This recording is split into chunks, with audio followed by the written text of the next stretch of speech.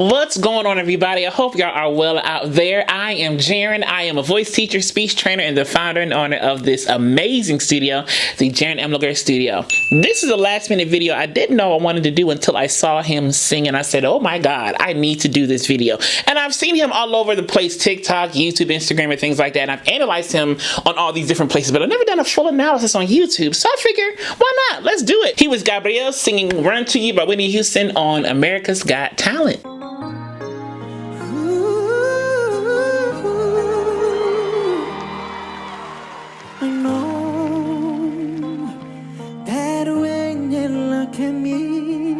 I love the little flips that he's doing right there. When you look at me, you see how I'm flipping and changing the vocal fold mass shape, or the vocal fold mass thickness, if you will. So I'm going from like a chesty, more thicker fold closure to more thinner fold closure. I know when you look at me, like that. He's kind of flipping like that. Very Mariah Carey-ish. There's so much that you just don't see, but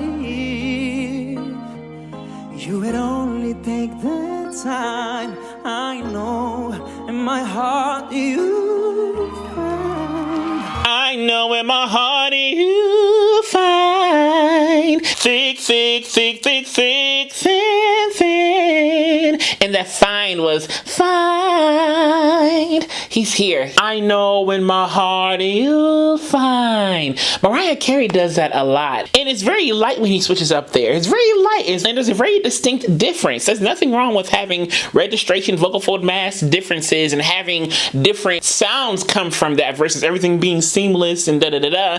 It doesn't have to be. I like these little yodel flips. I wish I can do them, honestly. My switches aren't as strong or as distinct as his. Mine a little bit more smooth. That's how my voice works, but it is what it is. But I love the distinction in the register flips. Oh, girls get sometimes who isn't always strong. Can't you see the heart of me? I feel so alone. He's in Whitney's key, by the way. Just so we're clear, he's in Whitney Houston's key singing this song, okay? And you can hear now that he's picking up volume-wise to get a little bit more thicker in the vocal folds, a little more thicker, chestier, and he's kind of revving up to get to the chorus and the climax and things like that. So he's really kind of picking up a little bit, kind of adding a little bit more brightness to the chest voice to kind of carry him up into the high notes of the song, if you will. I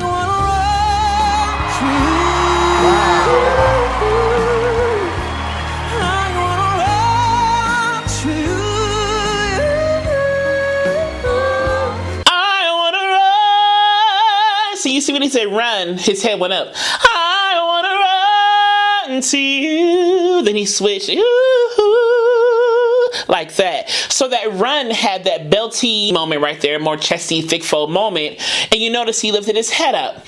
That's okay to do. It's really okay because this position can help with the belting. If you want more of a thicker, beefier belt, sometimes that lift up in a more open, kind of like a call across the field. Hey, hey, hey. Sometimes that lift up can help because it helps your laryngeal space be more of an optimal shape for that thicker belt, the thicker yell across the field. So then you got to run to you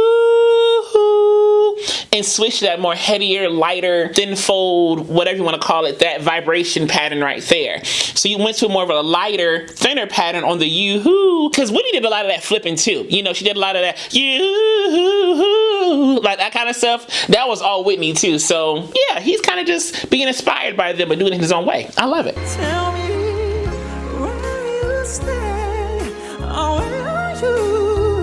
Or will you? Did you see will? Every time it goes into the high, heady stuff, it's spread. Or will you? I bet you that's probably easy for him to do it up there like that too, and it gives kind of a brighter color to the head voice a little bit. Possibly, yeah. Oh, will you? Versus, oh, will you? You know, it kind of gives like a brighter quality to the head voice. And that spread approach probably makes the sound travel brighter and more clearer. Or more clearer, more clear, more clear. You know what I'm saying? Travels clearer and brighter to the ear. What a way.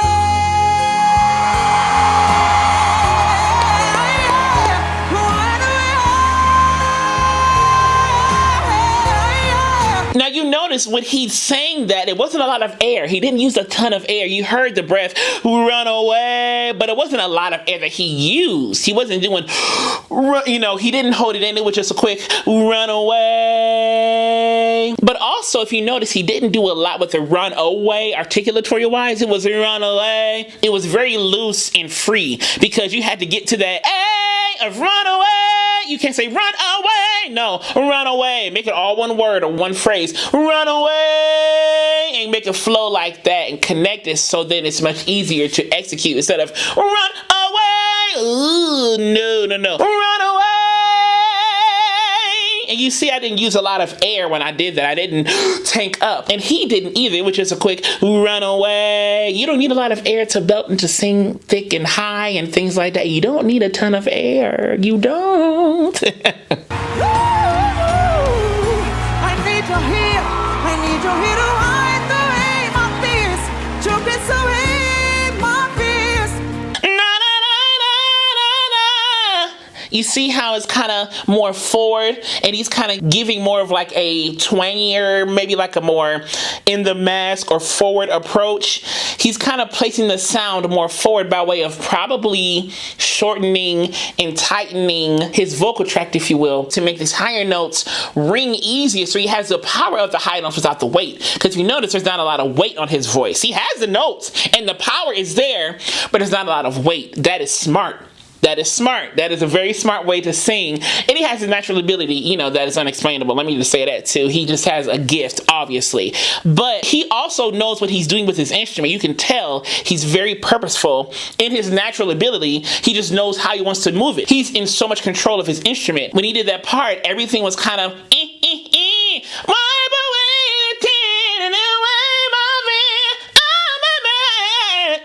something like that, where he kind of has that twang there. I use that a lot when I sing high too, that twang, that brightness. So it gives me the power and the thickness that I want in terms of the sound, but I'm really kind of manipulating my vocal tract to where it gives me the power without the weight. Because that weight is what gets people down when they try to belt, sing up, sing high. When they try to sing high and loud or high and thick, high and belty, they think they have to be loud. You don't have to be loud. Loud and belting are not synonymous. They're not the same thing. Volume and belting, volume and thick folds, volume, they're not the same thing. They don't have to live in the same space like that in the way that we think they have to. So you don't necessarily have to be super loud when you belt. I always tell my clients the result of belting, the result of calling, the result of thick folds is the volume. You don't have to be loud. The result of doing it is that you have the volume or the power that you want. So it's a consequence. The volume is a consequence of the thick folds. The volume is a consequence of the belting. You don't have to be loud to belt. Okay, so once you think about it like that, it takes the thought that I have to make myself loud. No, I just have to just do it, and the result is the volume. The result is the loudness, if you will. And he has found a way to have that twang, so he has that power and that brightness, so he has that volume as a result of how he manipulates his vocal tract in such a way.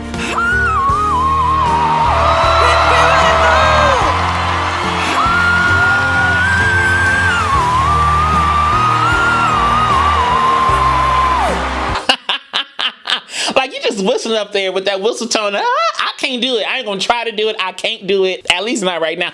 My whistle tones are not at will. It's like if I can figure it out on a given day, I can do it, but it's not like, oh yeah, I'm gonna just do it because I feel like it. Whistle tone is basically kind of like whistling with your throat. So the vocal folds aren't coming together. They're not vibrating while you're singing in this way. It's more so of how the air is passing through the throat, if you will. Because you can make pitch by whistling this way. So it's almost the same concept, if you will. It's like whistling with your throat, if you will. So some people have that control where they can manipulate the shape of the vocal tract to make whistle notes happen by way of the air passing through and how the vocal tract is shaped while the air is passing through.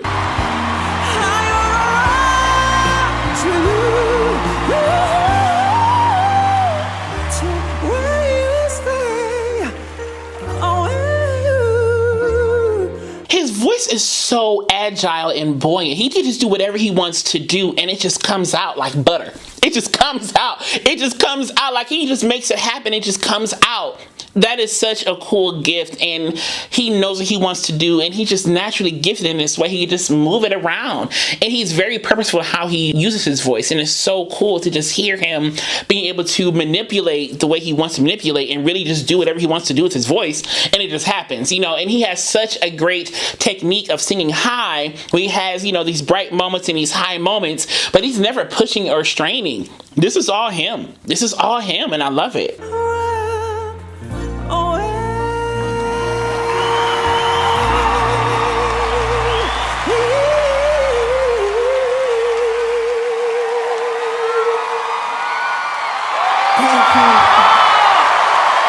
If you enjoyed this analysis, click subscribe down below to click the alert button next to it so you know when the next video is posted. And as I will always say to you, be vocally bold, creative, and aware, but most of all, be vocally you. All right, y'all, love you. I will see y'all soon.